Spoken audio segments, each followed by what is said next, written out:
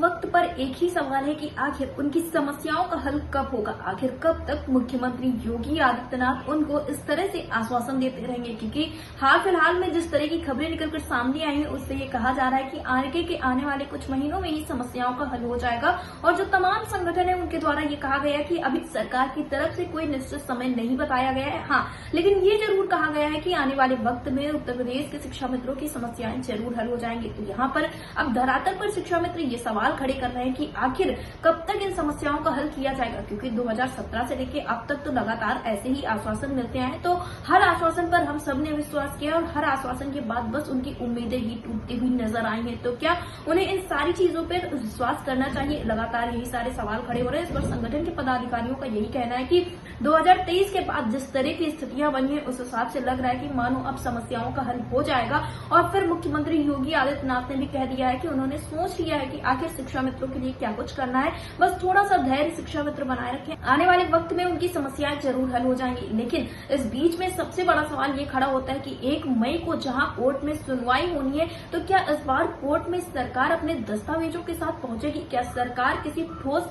निर्णय को लेकर पहुंचेगी या फिर सरकार एक बार फिर से समय मांगने वाली? क्योंकि एक तरफ तो प्रदेश के मुखिया योगी आदित्यनाथ ने ये बात कह दी है कि आने वाले वक्त में समस्याओं का हल हो जाएगा, सीमित समय बताया नहीं गया है। संगठन के पदाधिकारियों का यही कहना है कि समस्याएं आज भी हल हो सकती हैं, कल भी हल हो सकती है और आने वाले 15 दिनों में भी हल हो सकती है। यानी कि बात साफ तौर पे ये है कि सरकार की तरफ से समय तो नहीं बताया गया है, लेकिन सरकार ने ये जरूर कहा है कि समस्याओं का हल हो जाएगा। लेकिन इस तरह से क्या समस्याओं के लिए समय बताने से समस्याओं का हल होगा? क्योंकि जिस हिसाब से उत्तर प्रदेश के शिक्षा मित्र इंतजार कर रहे थे, उन्हें तो लग रहा था कि मानो अब जो बैठकें होंगी, मुलाकातें होंगी, उससे उनकी समस्याओं का हल हो जाएगा। लेकिन आप देख सकते हैं कि लगातार कैबिनेट बैठकें हुई, लगातार मुलाकातें हुई, लगातार हर एक मीटिंग हुई और शिक्षा मित्रों का मुद्दा दबा का दबा रह गया। फिलहाल संगठन की तरफ से जितनी भी मुलाकातें की गई उसमें इस मुद्दे को उठाने का प्रयास किया गया। एमएलसी श्रीचंद शर्मा ने स्वयं ये बात कही थी कि इस बार जब उनकी मुलाकात होगी तो संगठन के पदाधिकारियों को साथ ले जाने का प्रयास किया जाएगा। लेकिन किन्हीं कारणों की वजह से एमएलसी श्रीचंद शर्मा और मुख्यमंत्री योगी आदित्यनाथ की मुलाकात हो पाती है।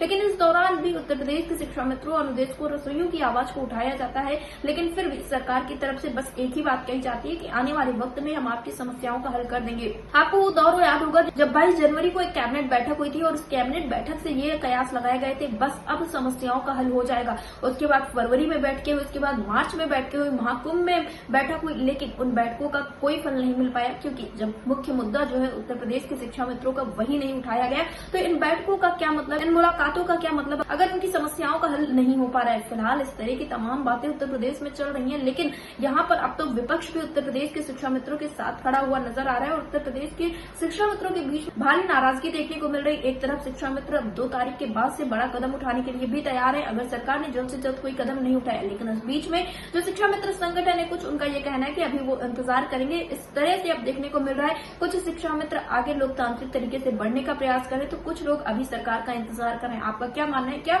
अभी उत्तर प्रदेश के शिक्षा मित्रों को इंतजार करना चाहिए या फिर उन्हें लोकतांत्रिक ढंग से कोई बड़ा कदम उठाना चाहिए? हमें कमेंट बॉक्स में जरूर बताएं।